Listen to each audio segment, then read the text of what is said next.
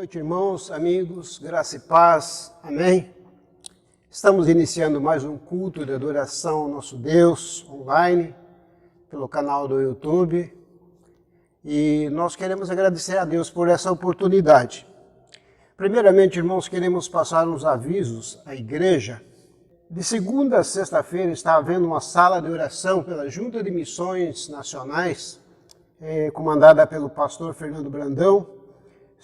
É uma sala de oração que nós podemos colocar nossos pedidos de orações e tem sido uma bênção, temos sido muito abençoados naquele momento ali.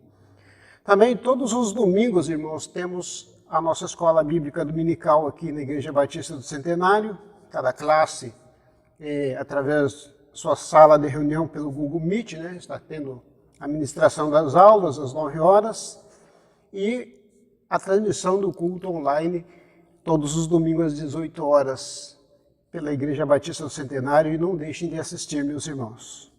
Também nós temos uma sala de oração na Igreja Batista, na Congregação Batista do Agroxá lá, que às terças, quinta e domingo, às 8 horas da noite, às 20 horas. Amém, queridos?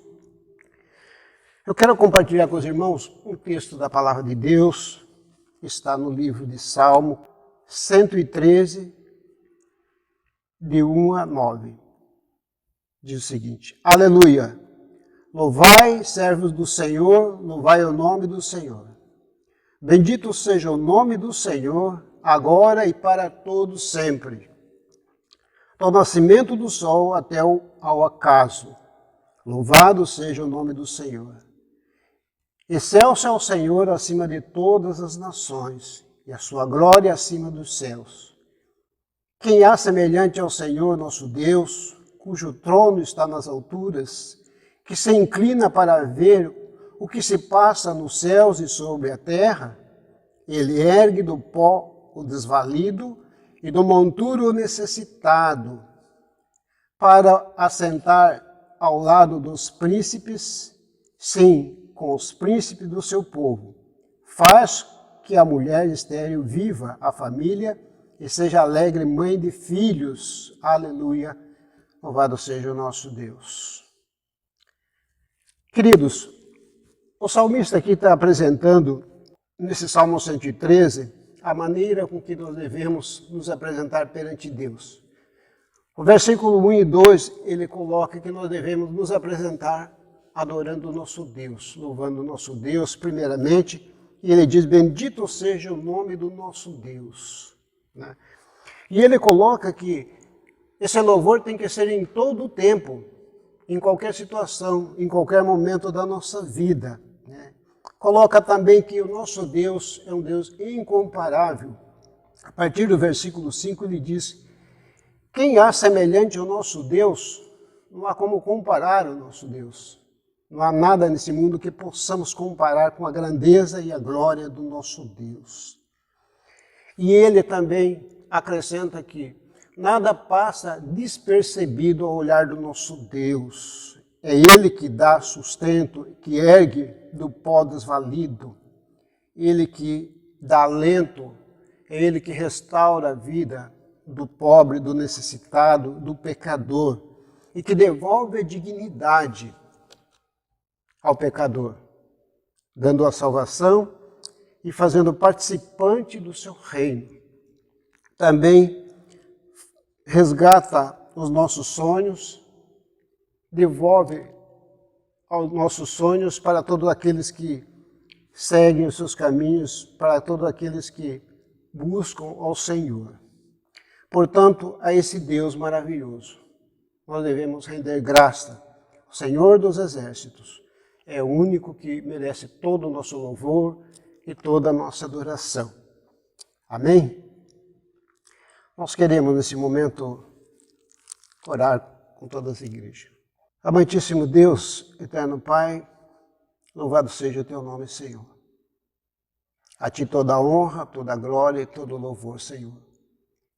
E ao nosso Senhor Jesus Cristo, nosso amigo, companheiro, nosso mestre, nós te louvamos também, Senhor.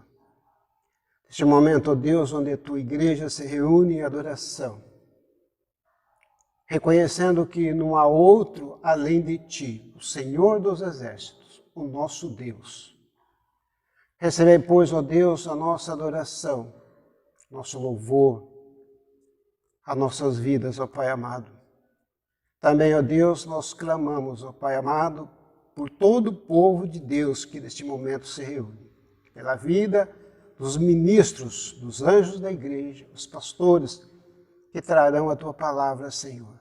E nesse momento pedimos, ó Deus, que fala conosco através da Tua palavra, nos alimenta, Senhor, através da Tua palavra, Senhor, para que possamos a cada dia andar em conformidade com a Tua vontade, Senhor. Fica conosco.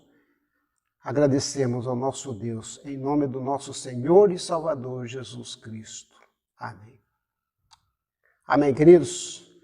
Vamos adorar ao nosso Deus neste momento.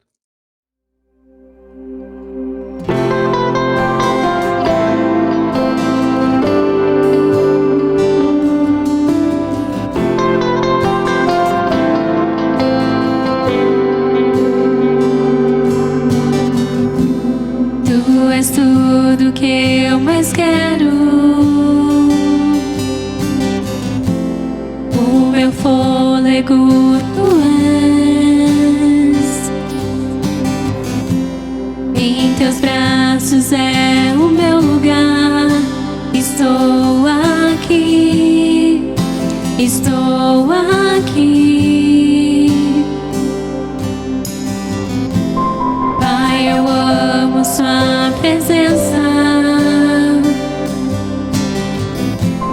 Teu sorriso é vida em mim. Eu seguro em tuas mãos. Confio em ti. Confio em ti.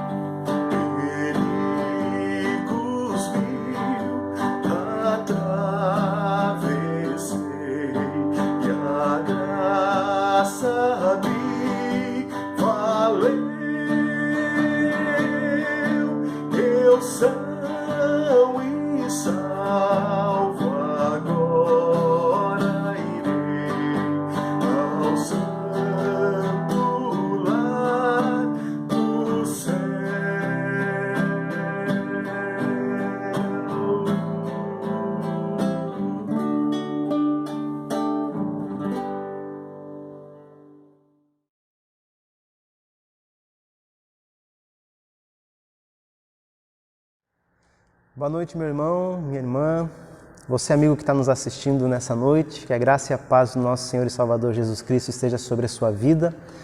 É muito bom estar aqui com você para a gente poder dividir esse tempo meditando, refletindo na palavra do nosso Senhor.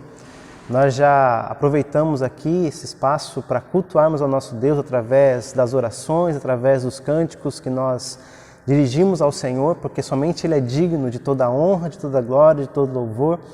E tudo isso acontece, todo esse preparo, essa mobilização tem acontecido na organização do culto, com o único objetivo, que é que o nome do nosso Deus seja exaltado, que o nome do nosso Senhor seja engrandecido, pois isso é o que nos move a todo esse trabalho que tem sido realizado para a honra e para a glória do nosso Deus. E é muito bom poder, através desses recursos que temos hoje, chegar até você e mesmo que seja distante, por conta desse momento que nós estamos vivendo, poder sentir esse amor, sentir esse carinho, esse cuidado que a Igreja do Senhor tem de um para com o outro, de um irmão para com outro irmão. Isso é louvável, isso é algo que também aquece o nosso coração.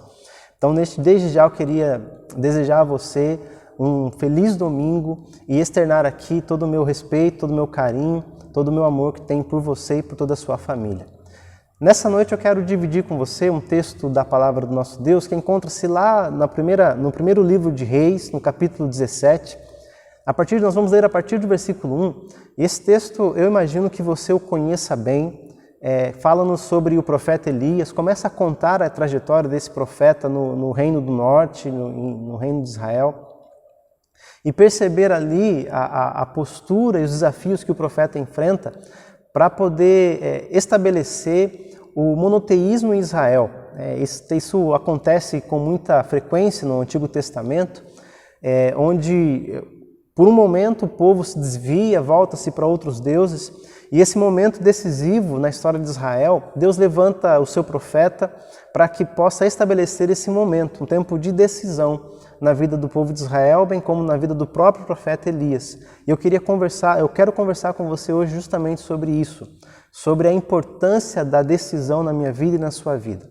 Para tanto, eu quero ler com você o versículo 1 do capítulo 17 de 1 Reis, que diz assim: Então Elias, o tesbita, dos moradores de Gileade, disse a Acabe: Tão certo como vive o Senhor, Deus de Israel, a quem eu sirvo, não haverá orvalho nem chuva nos próximos anos, a não ser quando eu disser. Então a palavra do Senhor veio a Elias, dizendo: Saia daqui, vá para o leste e esconda-se junto ao ribeiro de Querite, nas imediações do Jordão. Você beberá a água do ribeiro, e eu ordenei aos corvos que sustentem você naquele lugar. Elias foi e fez segundo a palavra do Senhor. Retirou-se e ficou morando junto ao ribeiro de Querite, nas imediações do Jordão. Os corvos lhe traziam pão e carne pela manhã, bem como pão e carne ao anoitecer, e ele bebia a água do ribeiro. Mas passados alguns dias, o ribeiro secou, porque não chovia sobre a terra. Vamos orar ao Senhor? Pai, nós te louvamos de todo o nosso coração e admitimos, ó Deus eterno, a nossa total dependência do Senhor. Muito obrigado porque o Senhor é um Deus presente nas nossas vidas e a graça do Senhor tem nos alcançado e tem se manifestado de várias formas em nós, ó Deus, e nas nossas vidas, através do cuidado que o Senhor tem dispensado a cada um dos seus. E nesse momento, Pai amado, nós queremos pedir que o Senhor continue a falar ao nosso coração, porque nós precisamos ouvir a Tua voz. Da mesma forma que o profeta Elias, ó Deus eterno, ouviu a sua voz, nós precisamos ouvir o Senhor falar conosco e que o Senhor nos direcione, ó Deus, para que possamos viver a nossa vida conforme a vontade do Senhor. Nós agradecemos ao Senhor por este momento e ao Senhor oramos em nome de Jesus. Amém, Senhor Deus. O profeta Elias parece que ele surge do nada na história. A única informação que temos sobre ele é que ele era tesbita dos moradores de Gileade. E ele aparece num momento importantíssimo e numa situação muito importante, porque Elias nos é apresentado em um momento de confronto. Ele está confrontando ninguém mais, ninguém menos do que o rei de Israel, a pessoa mais poderosa desse reino. Elias está diante dele e está nesse confronto ameaçando Acabe, dizendo a Acabe que não iria chover enquanto Elias, alguém que nós até o momento não conhecíamos, não sabíamos quem era, ele iria determinar quando ia chover e quando não ia chover. Eu olho para Elias e olho para esse momento que ele está vivendo e me admira a coragem de Elias, me admira a ousadia de Elias, me admira a sua intrepidez em se colocar diante de Acabe e o risco que ele estava correndo aqui de ter a sua vida ceifada, de morrer literalmente, porque poderia Acabe desgostar daquilo que Elias estava falando e poderia então acabar com a vida do profeta Elias. Não é isso que acontece. Elias sobrevive, como nós lemos, e bem conhecemos a história, e ele vai então para o riacho de Querite, ali para as imediações do Jordão, e ali ele é sustentado por Deus. Pode parecer estranho para nós esse desafio que Elias propõe a Acabe. Elias ele poderia falar inúmeras coisas para Acabe. Ele poderia dizer que a população ia sair de Israel, Elias poderia dizer que ia nevar nesse momento. Enfim, as possibilidades aqui elas são as maiores possíveis.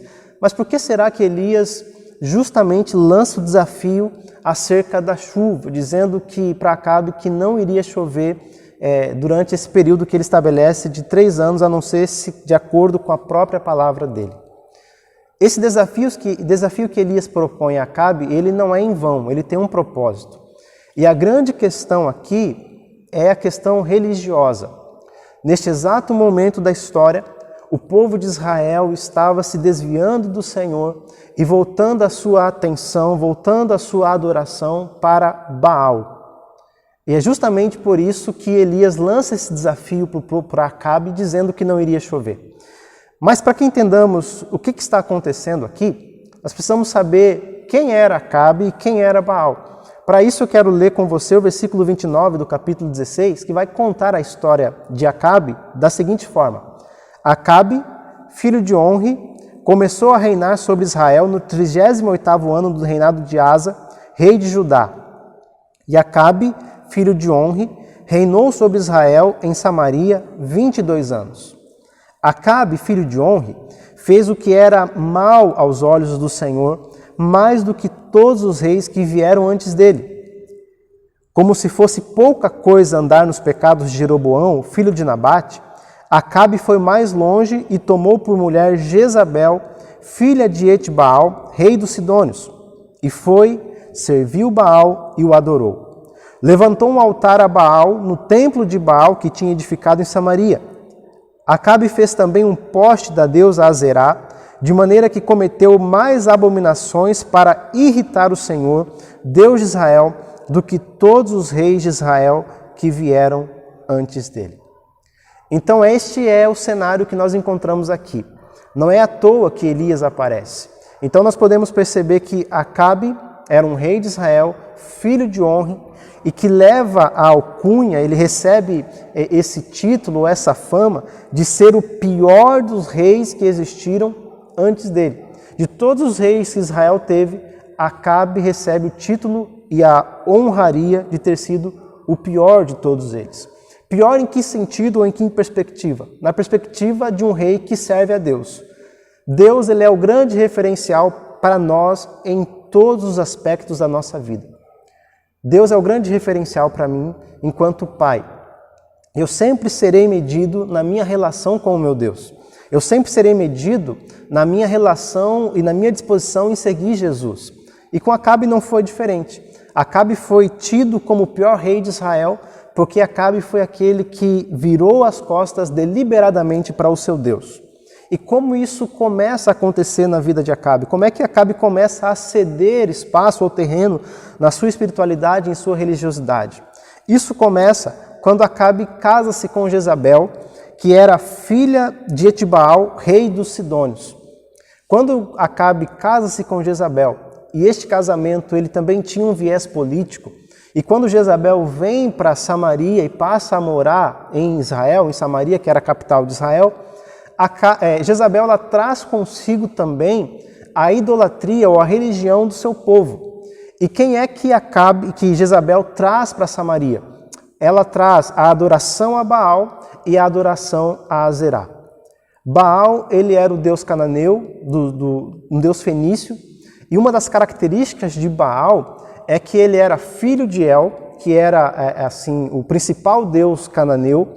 El tinha como sua consorte ou como sua esposa uma deusa chamada Azerá, que é justamente essa Azerá que era adorada por Jezabel e pelos fenícios.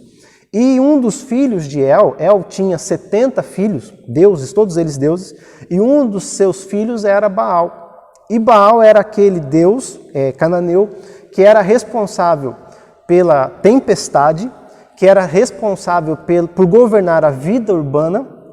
Baal também tinha como responsabilidade aquele que lutou contra o caos que foi estabelecido. Então Baal não era na religião, na cultura, na mitologia cananeia o criador do mundo, mas Baal era aquele que havia colocado e estabelecido ordem no caos que o mundo enfrentava. O criador do mundo, segundo os cananeus, era El, mas Baal era aquele que trazia a ordem. El, quando cria o mundo juntamente com a sua consorte Azerá, ele se distancia e a religião cananeia ela vai se fortalecer e vai se aproximar de Baal. O significado de Baal, da palavra Baal, é Senhor. Por isso que você vai encontrar na Bíblia referências a Baal como Senhor, como marido do povo, como aquele que se identifica a uma determinada localidade, a uma determinada região. Enfim, esse era Baal. E uma última característica dele era que ele, então, organizava a vida do seu povo. Este era Baal. Baal era este Deus que Jezabel estava trazendo para Samaria e que ele estava, então, sendo adorado no meio do seu povo. Por isso que, quando Elias se coloca diante de Acabe, ele vai lançar justamente esse desafio, dizendo que não vai chover enquanto eu não disser. Mas não apenas isso. Elias não vai até Acabe apresentando-se tão somente no seu nome. Elias ele chega para Acabe identificando-se como alguém que estava sendo enviado pelo Deus de Israel, pois ele diz assim: tão certo como vive o Senhor, Deus de Israel, a quem eu sirvo, não haverá orvalho nem chuva nos próximos anos, a não ser quando eu disser. Uma crise estava instaurada em Israel e neste momento decisivo da história, Elias se coloca diante do rei de Israel para confrontá-lo e para dizer que há um Deus em Israel. E Elias começa a sua fala dizendo: tão certo como vive o Senhor. Ele deixa muito claro que a fala dele estava baseada ou tinha como fundamento o próprio Deus de Israel que vive. Uma vez que Baal se identifica como Senhor, Elias está dizendo assim: tão certo como vive o Senhor, ou seja, aquele que é Senhor de fato, que é o Deus de Israel. Um Deus que não aceita substituto, um Deus que não aceita que o outro se coloque no seu lugar. Tão certo como vive o Senhor, o Deus de Israel. E aí então Elias ele vai se posicionar, e toda essa fala de Elias, construída pelo profeta, ela não é uma fala solta no vento, ela tem como propósito encontrar um lugar muito certo nessa situação de confronto, que era a postura idólatra de Acabe neste momento. Tão certo como vive o Senhor, que é o Deus de Israel, a quem eu sirvo. Elias está pontuando muito bem aqui esse confronto e o lado que ele está. Não haverá orvalho nem chuva nos próximos anos, a não ser quando eu disser. Tudo que Elias fala, como eu disse há pouco, tem um endereço muito próprio. E por que Acabe toma essa postura de construir altares em Samaria tanto para Baal quanto para Azerá?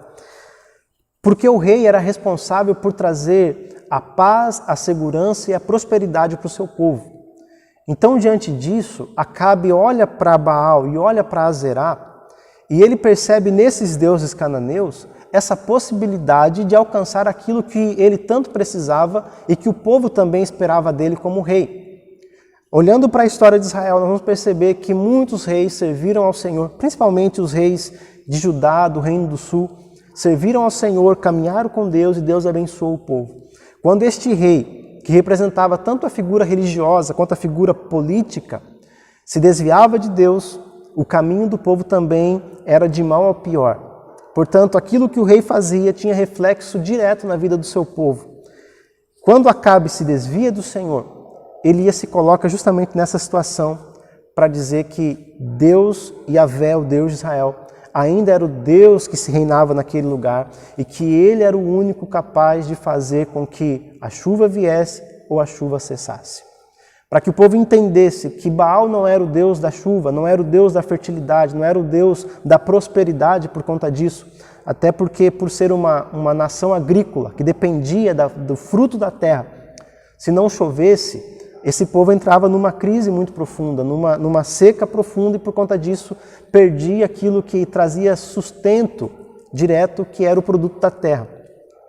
Elias lança esse desafio para dizer para Acabe, não é Baal que faz chover, não é Baal que cuida do povo, não é Baal que traz prosperidade para Israel. Quem traz prosperidade para Israel é Yahvé, o Senhor que vive, o Deus de Israel e o Deus a quem eu sirvo. Essa postura corajosa de Elias, ela tem muito a nos ensinar e como nós devemos viver e enfrentar essas crises que se abatem sobre nós. Em primeiro lugar, eu aprendo com Elias, nós podemos aprender com esse profeta, que para enfrentarmos a crise, quando elas se apresentam diante de nós, é necessário que nós estejamos dispostos a fazer aquilo que Deus nos manda fazer. Veja que Elias se coloca diante de Acabe, que era o rei de Israel, alguém extremamente poderoso, mas isso não intimida o seu profeta. Isso não intimida Elias e não impede que ele obedeça a Deus diante dessa situação que nós poderíamos considerar extrema e adversa para ele. Acabe é aquele que tem o poder, Acabe é aquele que tem um exército ao seu lado, Acabe é aquele que tem o reino nas tuas mãos, e Elias, ele mesmo vai reclamar em algum momento da sua história que ele estava sozinho. Mas Elias não estava sozinho, porque como a experiência de Elias contra os 450 profetas de Baal e os 400 de Azerá vai nos mostrar, uma pessoa com Deus, ela é sempre maioria. Então, se você está enfrentando uma situação hoje de crise e que necessita de uma postura muito firme diante daquilo que você está enfrentando, entenda que mesmo você, humanamente falando, estando sozinho, mas com Deus, você é maioria nessa situação. Você é maioria nesse processo que você está enfrentando. E que se você permanecer firme diante de Deus, firme nas suas convicções, o Senhor vai honrar você. Elias nos ensina justamente isso, que nós precisamos ter essa disposição para fazer tudo aquilo que Deus nos pede para fazer. Mesmo que neste momento da nossa história, nós não entendamos muito bem, não consigamos vislumbrar aonde isso vai terminar. É sempre melhor, sempre aconselhável obedecer a Deus e obedecer até o final. Elias também nos ensina, essa experiência de Elias, ela nos ensina que nós precisamos estar dispostos para obedecer a Deus e lidar com todas as consequências desta obediência. E por que eu digo isso? Porque o versículo de número 2 diz assim, depois que Elias ele lança esse desafio dizendo que não iria chover sobre Israel, a não ser que Elias dissesse, o versículo 2 diz, então a palavra do Senhor veio a Elias dizendo, saia daqui, vá para o leste e esconda-se junto ao ribeiro de Querite, nas imediações do Jordão. Você beberá água do ribeiro, e eu ordenei aos corvos que sustentem você naquele lugar. Elias, ele obedece a Deus, ele vai até aquele lugar, mas olha só o que diz no versículo 7. Mas passados alguns dias, o ribeiro secou, porque não chovia sobre a terra. Elias, ele sofre aqui pelo sucesso da sua profecia. Aquilo que Elias profetizou aconteceu. Não choveu e, portanto, não ter chovido, o ribeiro seca e aquilo que era a fonte de água de Elias desaparece. Ele não tem mais como se sustentar, matar a sua sede, saciar a sua sede daquele ribeiro, porque justamente aquilo que ele profetiza acontece. A pergunta que eu queria fazer a você hoje é a seguinte pergunta: até onde você está disposto a ir por obedecer a Deus? Até onde você está disposto a ir? A obediência não é fazer aquilo que me é confortável. Obediência é justamente fazer aquilo que vai contra os meus desejos, os meus princípios, os meus valores, quando são confrontados com a palavra de Deus. E essa obediência, ela precisa ser vivida justamente nesse momento do entendimento de que o Deus com quem nós nos relacionamos, Ele é Senhor de fato e Senhor de toda a história. Elias, ele não apenas estava disposto a fazer o que Deus havia mandado ele fazer, mas como ele estava disposto, inclusive, a ir até o fim e sofrer as últimas consequências por essa obediência. É muito comum nós vermos pessoas começando bem a sua caminhada com Deus, mas em um dado momento da sua história, essa pessoa se desvia dos caminhos do Senhor porque ela entende que aquilo que Deus está pedindo a ela é algo muito difícil para que ela possa cumprir. E então ela decide fazer aquilo que é sua vontade, ela decide fazer aquilo que é mais cômodo, ela decide fazer aquilo que traga a ela um retorno mais imediato. Ela entende que é muito difícil caminhar com Deus. O chamado de Deus para nós é para fazermos aquilo que Ele nos manda fazer, e é um chamado para que nós soframos até as últimas consequências daquilo que Ele nos chamou para fazer. Isso pode parecer um tanto quanto desesperador. Isso pode parecer um tanto quanto difícil. Mas ao olhar para a história de Elias, eu posso aprender que esse Deus que nos manda e nos chama à obediência, esse Deus que nos chama à obediência e a obedecê-lo até o fim, é o mesmo Deus também que traz toda a sua provisão e seu cuidado para que nada de mal nos aconteça. O versículo 3 deste capítulo diz: saia daqui, vá para o leste e esconda-se junto ao ribeiro de Querite, nas imediações do Jordão. Elias, ele ouve mais uma vez a voz do Senhor, e a voz de Deus para Elias é: saia daqui, Elias. O texto ele não nos fala, mas eu posso entender que a ordem de Deus é para que Elias saia da presença de Acabe, porque se Elias permanecesse ali durante muito tempo, alguma coisa contrária àquilo que Elias imaginava poderia acontecer. No momento de crise, o Senhor sempre nos prepara um lugar de refrigério. No momento de crise, o Senhor sempre nos prepara um lugar de segurança. No momento de crise, o Senhor sempre nos prepara um esconderijo onde nós podemos estar seguros e firmes nele. O Senhor fala para o seu profeta: saia daqui, e direciona e mostra o lugar para onde Elias deveria ir. E Deus diz assim o que iria acontecer com ele naquele lugar: você vai beber água do Querite e corvos trarão para você pão e carne.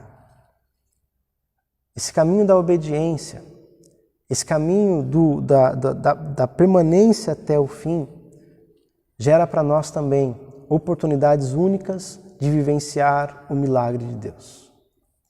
E o milagre do Senhor só acontece quando Ele, Deus, enxerga a necessidade de fazê-lo. O milagre não acontece porque eu quero. Uma vez que o milagre é uma intervenção sobrenatural de Deus, ele só vai acontecer quando Deus entender que é o momento dele acontecer. O nosso Deus não é um Deus exibicionista que fica fazendo milagres para que as pessoas possam aplaudi-lo, não. O milagre de Deus só acontece quando ele é necessário, quando o Senhor percebe que é necessário. E assim foi na vida de Elias. Elias foi alguém que desafiou o rei, mas não apenas o rei, mas desafiou todo um sistema idolátrico no qual Israel estava mergulhado. Elias, ele se coloca diante de Acabe como um mensageiro de Deus, como um profeta do Senhor, e como profeta de Deus, Elias anuncia a palavra de Deus, não a palavra dele, Elias. E como consequência desta palavra, o cumprimento da mesma traz um certo problema para Elias, porque ele poderia pensar que não teria mais a fonte que traria a sua saciedade. Mas Elias também consegue descansar, entendendo que o Deus que o comissionou é o mesmo Deus que iria sustentá-lo durante todo esse tempo. E eu quero terminar dizendo isso a você. Que o Deus que estava presente na sua vida, antes desse momento que nós estamos passando começar, Ele é o mesmo Deus que vai sustentar você durante todo esse processo. Deus não vai te abandonar. Portanto, o convite que faço a você hoje é: lance fora todo e qualquer desespero. Lance fora toda e qualquer angústia que possa estar no seu coração por conta desse momento que nós estamos passando. O Senhor é muito maior do que esse vírus. O Senhor é muito maior do que essa crise. O Senhor é muito maior do que qualquer situação que nós possamos estar enfrentando. Diante disso, continue agindo como Elias agiu, fazendo o que Deus te manda fazer. O que o Senhor está mandando você fazer hoje? Continue agindo como Elias agiu e vá até o fim com o Senhor. A Bíblia nos diz assim que aquele que perseverar até o fim será salvo. Vá até o fim. Não negocie a sua fé. Não negocie a sua fé, não negocie o seu chamado. Não busque os atalhos espirituais. Não busque aquilo que é mais fácil. Não caia na conversa de muitos dizendo que a provisão, Deus não é um Deus que provê, Deus não é um Deus que cuida.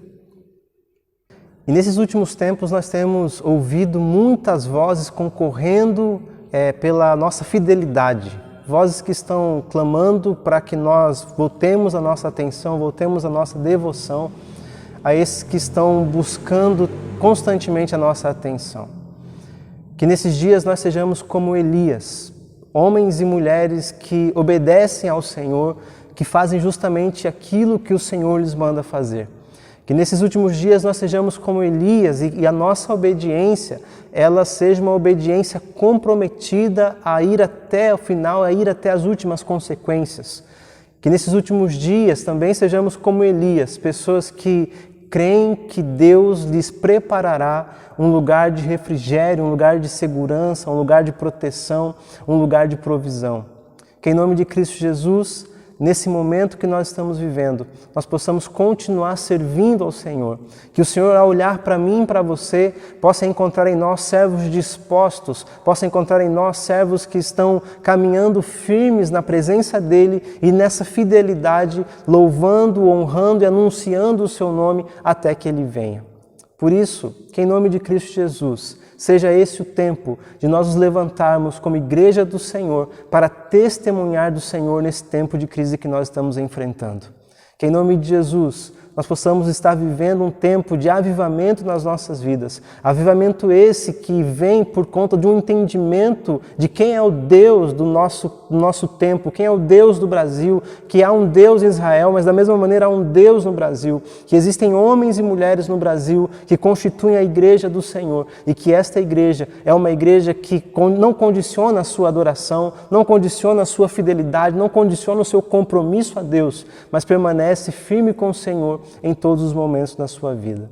Que assim seja na minha vida, que assim seja na sua vida, meu querido irmão, minha querida irmã, que assim seja na igreja do Brasil e que quando tudo isso passar, quando tudo isso acabar, nós possamos mais uma vez nos levantar e louvar ao nosso Deus pela sua graça, pelo seu amor, pelo seu cuidado, pela presença maravilhosa do Senhor nas nossas vidas. Vamos orar ao Senhor? Pai, nós queremos te agradecer. Agradecer porque o Senhor é um Deus presente nas nossas vidas, Pai. Nós queremos louvar o Senhor e bendizer o Seu nome, ó Deus, porque podemos perceber o Senhor naqueles momentos, ó Pai querido, mais difíceis da nossa história também. Fazendo um retrospecto, ó Deus amado, não apenas da nossa vida, mas da história da Igreja do Senhor, nós podemos confiar que o Senhor jamais abandonou os seus filhos, ó Pai, e não foram poucos os momentos de perseguição, de adversidade, de luta, de crises, de confrontamento, de desafios, ó Pai, que se estabeleceram sobre o seu povo, e o Senhor em todos os momentos esteve presente, livrando, abençoando, guardando, honrando a vida e a fé desses homens e mulheres, ó Pai, que ousaram crer no Senhor, que ousaram confiar no Senhor, que ousaram obedecer ao Senhor e obedecendo ao Senhor até o fim, ó Deus, puderam desfrutar do Teu cuidado e da provisão do Senhor em suas vidas. Que da mesma forma, Pai querido, da mesma forma que foi com Elias, Pai, que o Senhor possa ser presente nas nossas vidas hoje. Que nós possamos olhar para o Senhor e continuar olhando para o Senhor, ó Deus. Que em nome de Cristo Jesus, ó Pai, nós nos mantenhamos firmes nesse nosso compromisso contigo. Que nós continuemos firmes, que nada, Pai amado, venha nos afastar do caminho do Senhor. Mas que em nome de Jesus, ó Pai, que todo momento adverso seja ele também uma oportunidade para que a sua igreja testemunhe do seu amor. Continue a nos dar sabedoria, continue a nos dar a direção do Senhor, continue a nos dar, ó Deus querido, estratégias para como agir nesses momentos, mas e que em todo tempo, Pai, nunca nos falte a presença do Senhor nas nossas vidas. Nós louvamos ao Senhor, ó Pai, e te agradecemos, porque o Senhor é o nosso Deus e para nós é um grande privilégio servir ao Senhor. Que o Senhor nos abençoe, ó Pai, nessa nova semana que está começando. Que em nome do Senhor Jesus seja essa uma oportunidade, ó Deus, de continuarmos obedecendo ao Senhor. Obedecendo ao Senhor, ó Pai querido, com um compromisso firme, firmado no Senhor e inabalável. E que em nome de Jesus, ó Deus, nós possamos abrir os nossos olhos para enxergar os ambientes que o Senhor tem nos dado e nos preparado, para que possamos descansar no Senhor, descansar à sombra do Altíssimo, descansar nesse Deus que tem cuidado de nós. Que o Senhor continue a abençoar o seu povo, Pai, continue curando aqueles que estão feridos, continue salvando, ó Deus amado, irmãos, pessoas que estão necessitando da sua salvação, que o Senhor continue providenciando e suprindo as necessidades do seu povo, pois assim a tua palavra nos diz, ó Deus, e assim nós cremos. Nós te agradecemos, Pai, e ao Senhor nós oramos em nome de Jesus. Amém, Senhor Deus. Que Deus te abençoe e que você tenha uma semana repleta das alegrias e das maravilhas do Senhor, em nome de Jesus.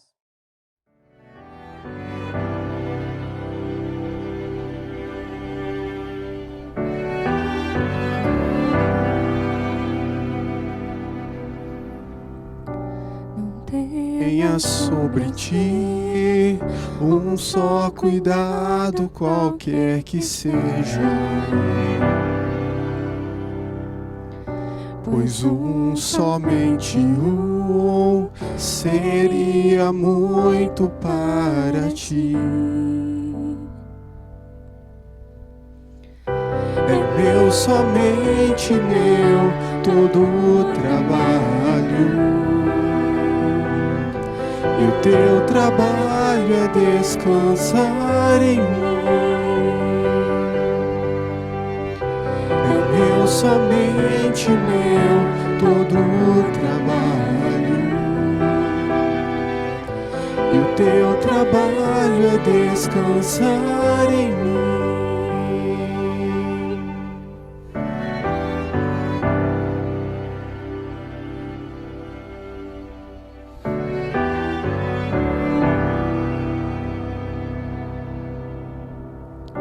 Não temas quando enfim tiveres que tomar decisão.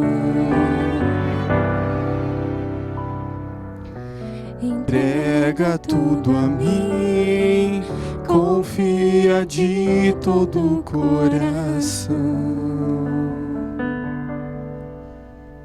É meu, somente meu, todo o trabalho. E o teu trabalho é descansar em mim. É meu, somente meu, todo o trabalho. E o teu trabalho é descansar em mim. É meu, somente meu, todo o trabalho. E o teu trabalho é descansar em mim. É meu, somente meu, todo o trabalho. E o teu trabalho é descansar em mim. Você possa descansar no Senhor nessa noite. Que você tenha plena confiança de que Ele está contigo, aí no teu lar, junto com a tua família. E Ele fala para você: descanse em mim, meu filho. Coloque o teu fardo sobre mim e eu vos aliviarei. Confie no Senhor, entregue tudo para Ele nesta noite. Que você seja abençoado em nome de Jesus. Amém.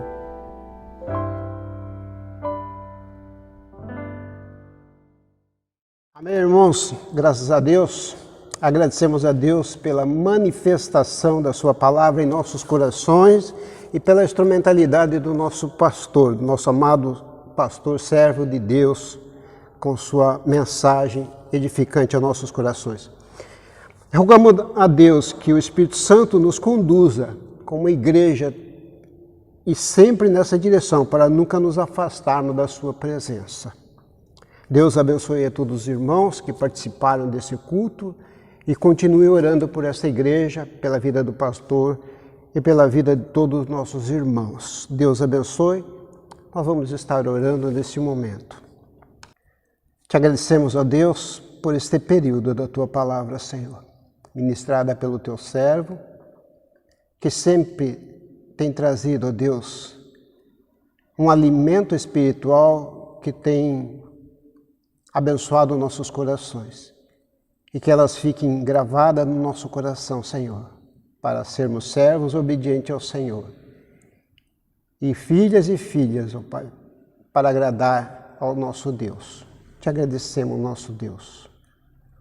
Que o amor do nosso Pai, a graça do nosso Senhor e Salvador Jesus Cristo, a comunhão e as consolações do Espírito sejam com todos vós e com todo o povo de Deus pela face da terra, desde agora e para todos sempre. Amém e amém. Amém, queridos. Deus abençoe e até a próxima.